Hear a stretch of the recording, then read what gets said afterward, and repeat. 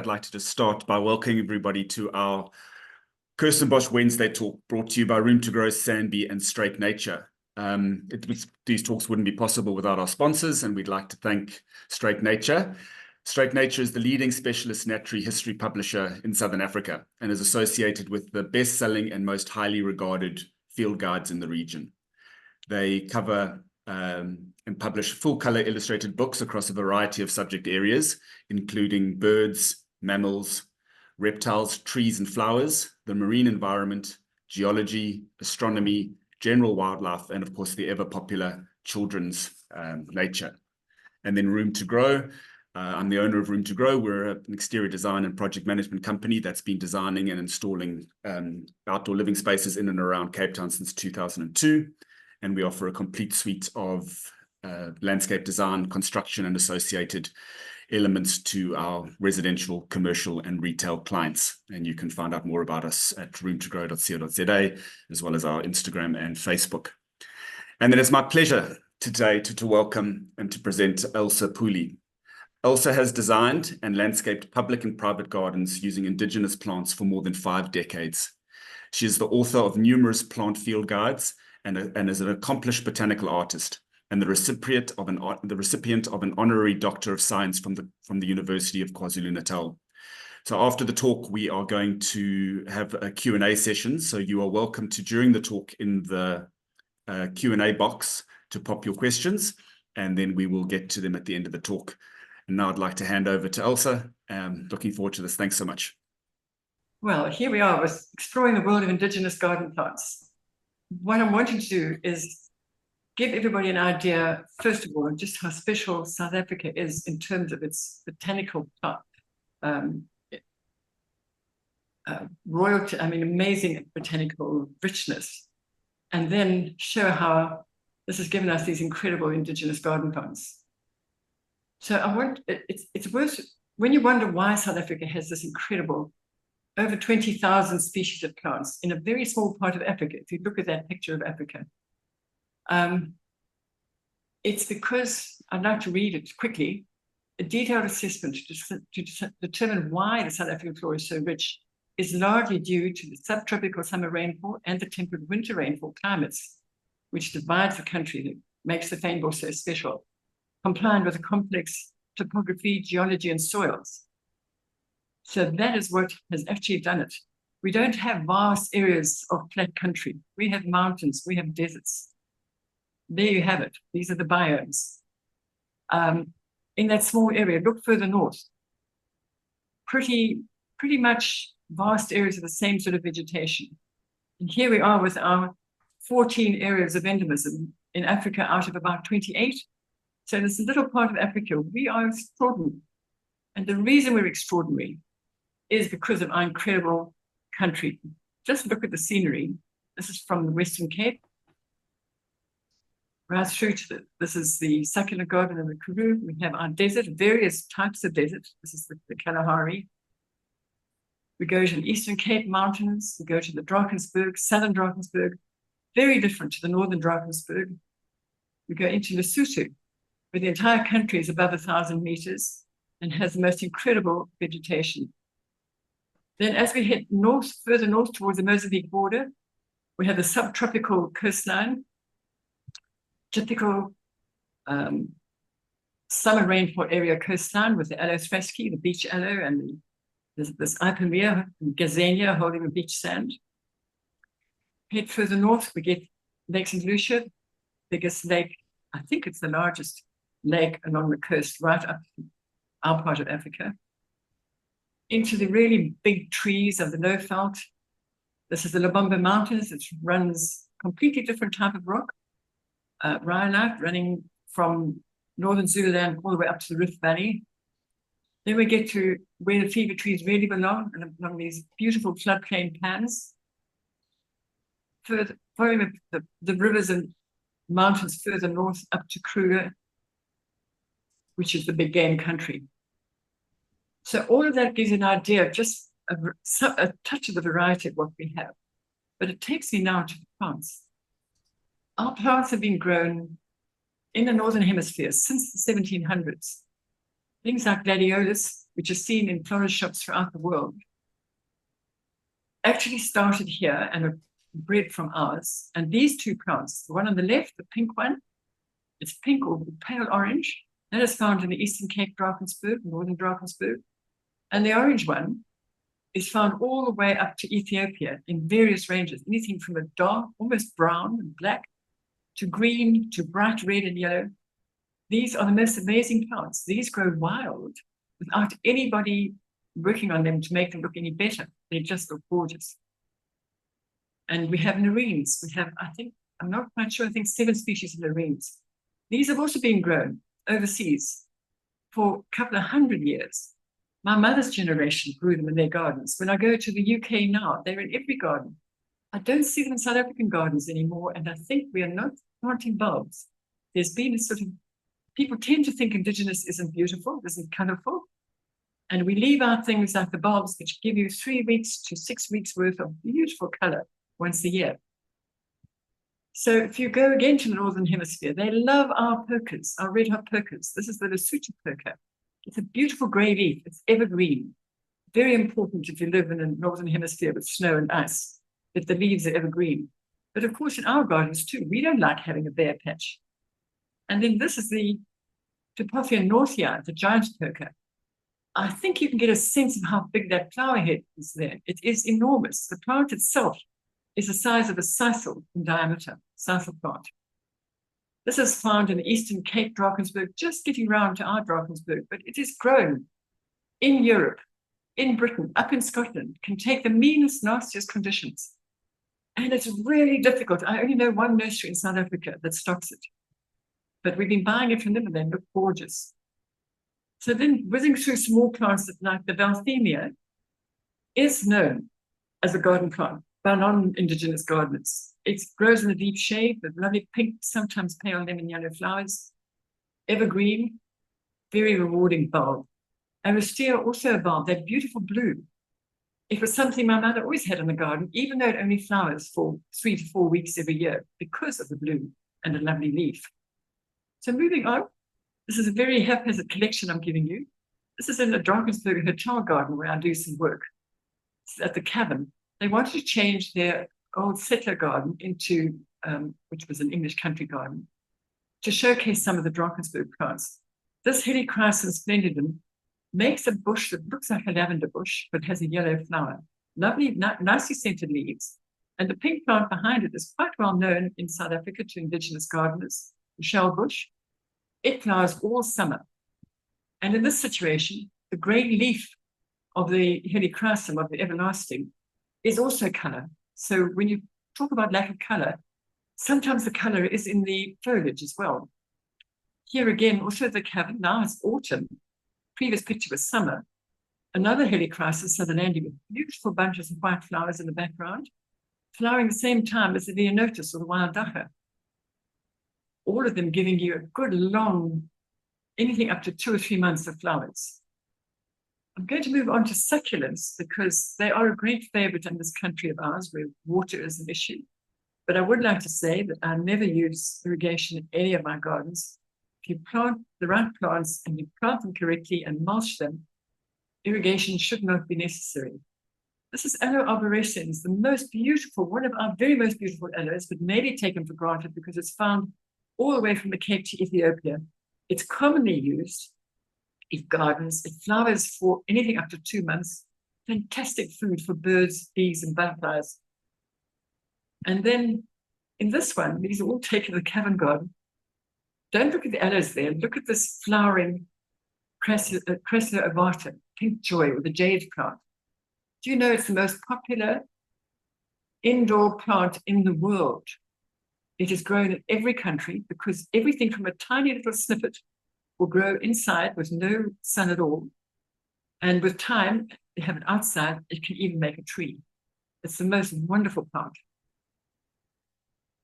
This is a road verge planted in Hilton in Natal, which they just had a black frost. So anybody who thinks you can't have succulents where you get black frost, have another look. Everything around this was black frosted, but all of these crassulas and aloes and kalanchoes look just gorgeous. These are West Coast succulents growing in the towel garden, still managing to look really pretty. And I'm using this to show you how you can use succulents to look really beautiful in summer when there's not a flower in sight. In fact, this garden, when the aloes are in flower, doesn't look so beautiful because you lose the shape of the different sections of color. So do think of using foliage and leaf color and shape, texture in designing your gardens. So there you have it. If you choose it right, you can have no aloes in flower, but all the others are starting to flower. So you can have color throughout the year. This is a general mixture. I have a feeling, I can't even remember, I think this is actually in Kirstenbosch, but a very pretty summer garden. Getting back to other plants that are used around the world, this is Phygelius, which you might, this is a very tough one, grows where it gets ice and snow. This is the more common one, which is Phygelius equalis, found at the foot of the berg. This is grown in every garden you can, in Britain, I would say, to the extent that they now consider it almost a weed. It's not a weed, but it's so common that they take it for granted. We're importing plants into this country in order to grow to our gardens. So now color. This is the coral tree, common coral tree, in full bloom, fantastic food for butterflies, birds, insects in midwinter. And this is the Greya Sutherlandi, which is in full flower in spring to early summer in the Drakensberg, and you get it in the Sutu Drakensberg and Drakensberg. Fantastic. Not only does it provide food for birds, but it provides nesting material as well later. So moving on to the use of some other plants. Here we've used a confetti bush and one of the cereus. This is the Villeneuve sculpture garden, beautifully pruned, very neat and very effective. Not everybody wants their plants done like this, but for those who do, look what you can do. And they will also flower. This is a case of using almost entirely leaf color to give you a beautiful effect. So we've got the Strelitzia regina at the back, Aloe Shibodi without flowers in the front. The only colorful flower is the Agapanthus, and this very beautiful Helichrysum populifolium, which is a ponderland endemic that has made a real mark in the garden world. And then behind it, I have a whole lot of whites, white gardenia, white plumbago, just the red of the Bohemia garpini interfering there. But I thought it was a good way of showing that you can use different texture and leaf color to be very effective in your garden. And then getting back to plants, if you live in the Cape, you have your March lily, which is completely different. But this is a crinum in a wetland. This is a natural, you can see my car parked on the road. How is this for a beautiful natural garden? That's young asparagus, just coming into springing up, would have died back in winter, together with the crinum. And there are many crinums. Okay, I'm changing the subject now. This is a picture that Jeff Nichols took, my co-author. He's living now at Cederstrand in the Western Cape. This is a garden, a well-established garden, showing an eco pool. I just wanted you to be able to see it now, how beautiful that is. No chlorine required, only the pump to move the water. The plants, as you can see around the edge, the roots of the plants clean the water, and they have this beautiful eco pool, home to birds and other wildlife, and a fantastic place to swim. Okay, back to plants. These are freesia. Freesia, of course, originated in the Western Cape, and we do have them in the rest of the country, but not this one. This has been bred and hybridized into these gorgeous colors, but it's best known for its beautiful scent. This was at Wisley on sale in their garden center. I'm always fascinated when I visit my children overseas to see what people are doing with our plants. And this is at Kew Gardens. My one son lives a 20-minute walk from Kew, so his children and I have spent endless hours there over the years. This plant really pleases me. This Ipomea. It grows, it is found in any wet, it's a forest, wet foresty areas on the east coast of the country. And here it is. I've seen it flowering like this throughout the summer in the Kew water lily house over the last 20 years. So it's a long-lived plant. It does die back in winter, but isn't it worth it in summer? And then moving on from Kew, I have another picture of Kew. It's got lost. I'll find it later. This is just showing you Chelsea Flower Show. At Chelsea, look at these stands. These are from growers in Cornwall. You can see everything there, one of ours. Everything from the little endangered little yellow Tempophia on the right-hand side to a polygula that's not often found in our gardens, including the ericas. And here's a whole lot more. This is actually a different side of the stand. Everything, including Frieda's, the newly named Frieda in the front. It used to be known as something else. And then here we are. Look at a mixed bulb stand at Chelsea Flower Show this year.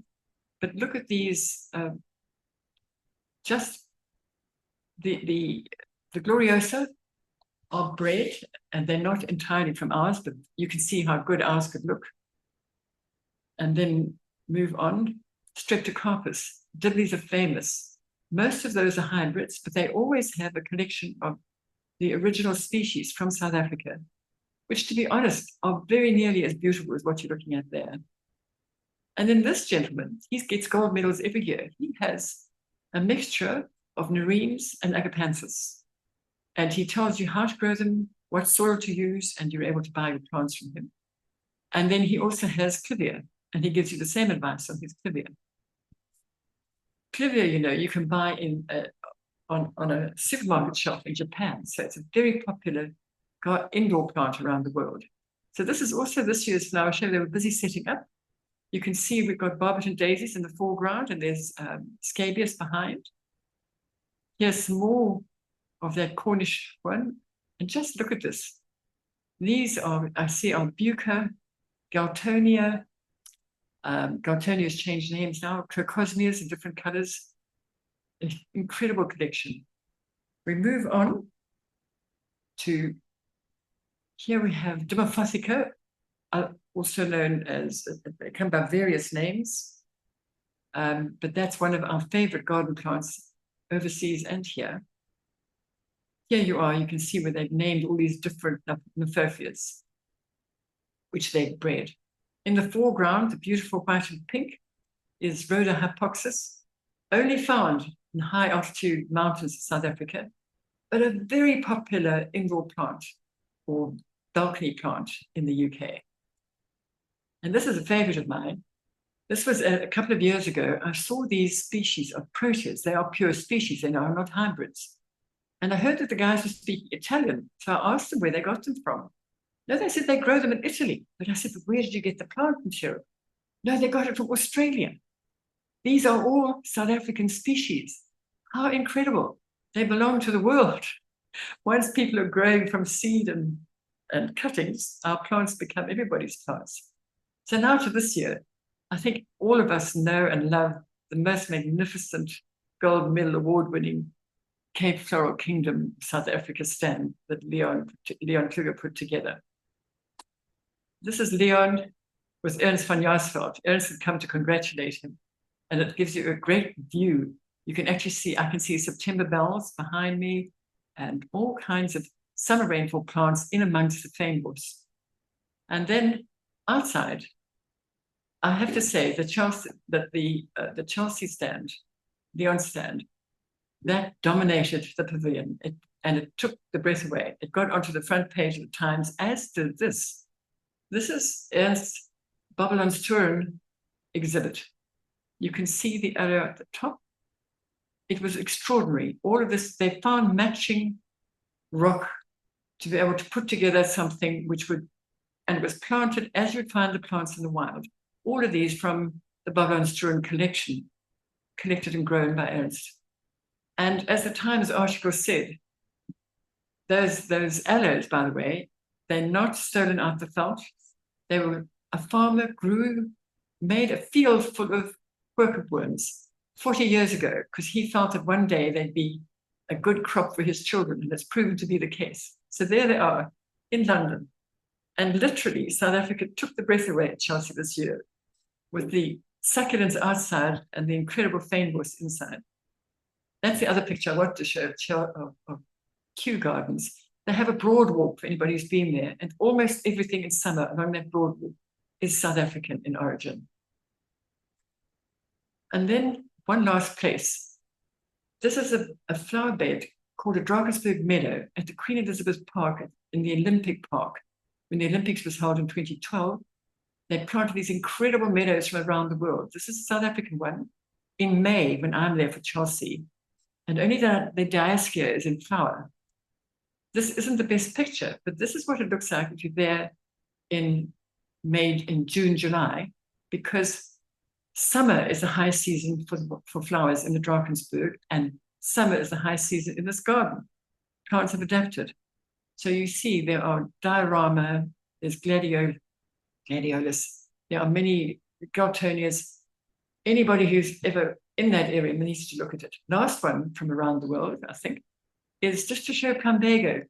I move around the world, nobody is aware that plumbago originated here. Plumbago is all ours, and I'm not sure all South Africans know that it's a South African garden plant, South African indigenous plant. So this is at the opposite the Colosseum. There are these old ruins still being excavated, and look what they've planted. And then also a balcony showing what you can do with our plants hanging over a balcony. And this is the last one, just showing geraniums, actually pelargoniums, grown all over the world, but all started off here. This is on Fifth Avenue, New York, in the very lovely park around the Central Post Office. So now I'm going to move into showing you the book and how you can find out more about these plants.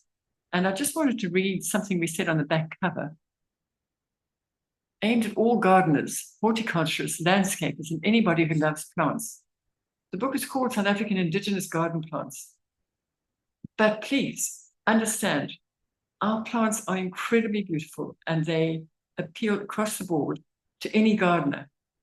For Indigenous gardeners, I'm hoping this book will be a treasury to the Indigenous gardener, because there are many things here you might not have come across. The book covers 2,400 odd species, 1,000 photographs. And so we take you through different types of gardens to give you some ideas. Don't know what happened. Oh, to the formal gardens, informal gardens, townhouse gardens, what you can do with a small space. We go all the way through to different vertical gardens. And then we have a whole section which we were going to call wildlife gardens, but we're calling it gardening for wildlife. It's giving you really good advice on how to lay it out, what you need to do, and what will bring the best plants. It's been done by, basically this section was done by Jeff Nichols, who's specialized in this over the years. And it's a fascinating collection where we've tried to get as many pictures to illustrate what your wildlife garden could look like. Then we have a little section on garden planning and maintenance, just as it applies to Indigenous gardening, because we've got many garden maintenance books. But this one, I would advise you to look at it. It's only 2 or 3 pages, but really good advice. Then we have sections on bulbs, summer growing and evergreen, winter growing bulbs. And what I didn't show you is there's an introduction, maybe I show it with fynbos. Yes. We have a big section on fynbos, and in the introduction to each of those big sections, we give you a few pages. It can be anything between 6 and 18 pages of advice on how to grow them, where to grow them, showing them in the wild. These are all in the wild, fynbos in the wild. We then go on to specialize in ericas. You are very fortunate now that erica growers are growing. We have an awful lot of ericas available. I go on to proteaceae, the same thing. We only show in the book what can be grown and what is available from a nursery in the country. No stealing of seeds, bulbs, anything else. Go to the nurseries, they are stocked. And if you Google, you will find them.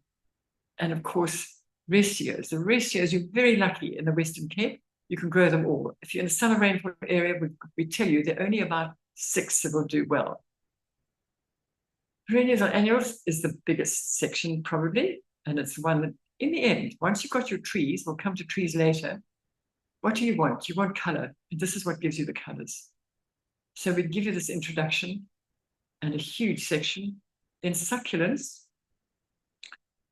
Richest succulent plant region on earth is our country. So we've given a big section. It's almost as big as the trees, I think. And we take you through it in the garden, in containers. And we tell you where they will grow and where they won't.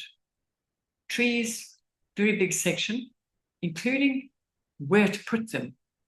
Most people fall in love with trees, plant up their garden with all their favorite trees, and then find themselves shaded out and nowhere to put their flowers. So, because flowers need sun. So what we've done here, if you look on the right, we've shown you to look out for the daily shadows in your garden and seasonal shadows before you plant your tree. So don't do impulse buys. Before you buy your tree, think about where you want it and where you want shade in summer and where you don't mind having shade in winter. Very important. And we give you, because we only have room for one picture for each plant, with the trees, we've given you the beautiful leaf colors, and we give you fruits, flowers, and bark. Then a very important section is shrubs and small trees, because in your garden, you can only have a few really big trees, but you can have lots of smaller trees that can grow. Our smaller trees grow anything up to 7 meters. And of course, they can be as small as 1.5 meters. So the larger woody shrubs and trees are in this section. We go on to climbers and creepers. You have to have something to put a climber on. But we have the most beautiful climbers and creepers. We've just got a few of them here. I've realized I'm whizzing through this book and I haven't got the detail. Wetland and aquatic plants, whether you have a dam, whether you have a pond, whether you have just one pot with water in it, we have the most beautiful wetland and aquatic plants. Some nurseries will stock them, and there's the odd person who supplies them on the internet. Grasses, 900 grasses, more than 900 grasses in South Africa. And yet most of the grasses you're going to buy in nurseries are not South African. So look out for our grasses. I think we've got, I don't know how many we've included here, but we have all those that you can buy somewhere from the nursery. So we show you here, on the left is in the wild, and on the right, we show you some in gardens.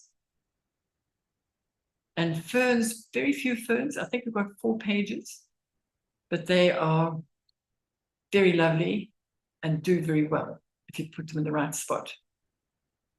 And then we end the book with the plant selector.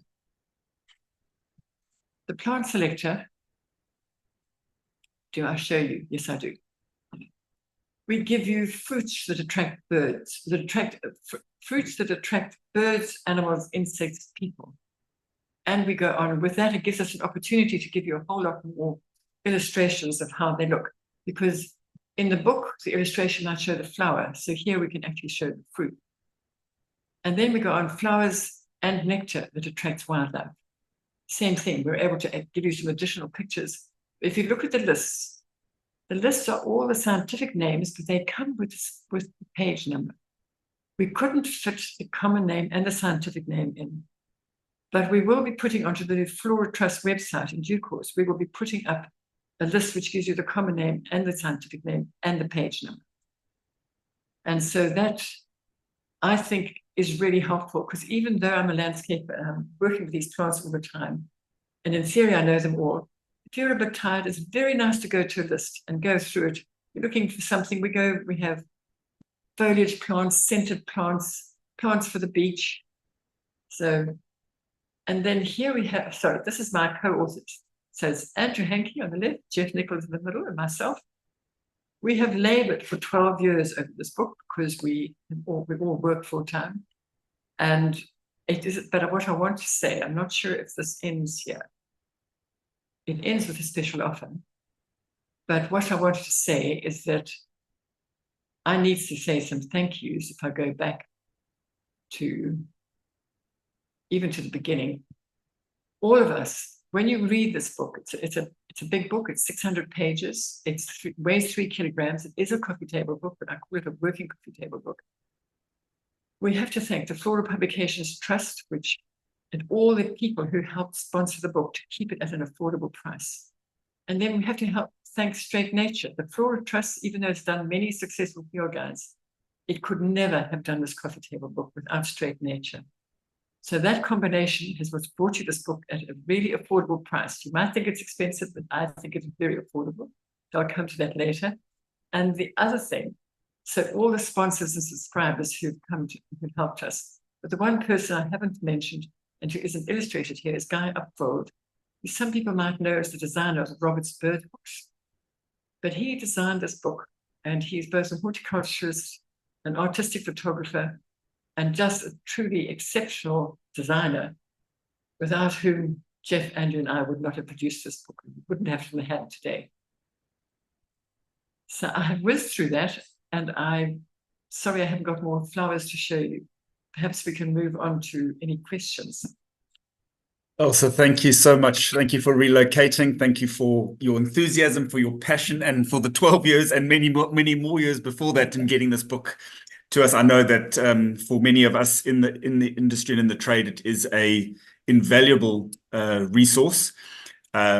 It is just a pity that some of the stuff is very difficult to get hold of. I know not everything is always readily available, but that's a discussion for another time and an argy-barge with the growers.